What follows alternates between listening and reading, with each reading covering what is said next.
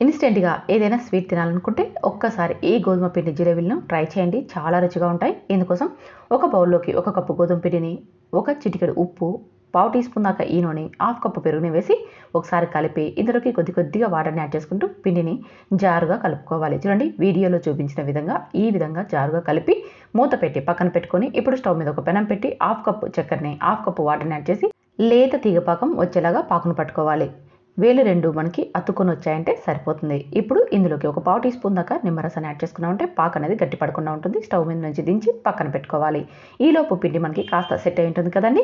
Water bottle మూతకి ఇలా whole పెట్టేసేసి water బాటిల్కి ఈ పిండిని నింపేసుకొని స్టవ్ మీద డీప్ ఫ్రైకి సరిపడా ఆయిల్ పెట్టి ఆయిల్ వేడెక్కాక వీడియోలో చూపించిన విధంగా ఇలా జిలేబీలను వేసేసుకొని బాగా బ్రౌన్ కలర్ వచ్చేదాకా కాల్చి మనం ఇందాక పాకు పట్టి పెట్టుకున్నాం కదా, ఆ పాకులోకి ముంచి తీసేసుకోవడమే. చూసారా ఎంత ఈజీనో, చాలా అంటే చాలా రుచిగా ఉంటాయి. ఒక్కసారి ట్రై చేసి నచ్చితే లైక్ చేయండి, షేర్ చేయండి. Thank you for watching.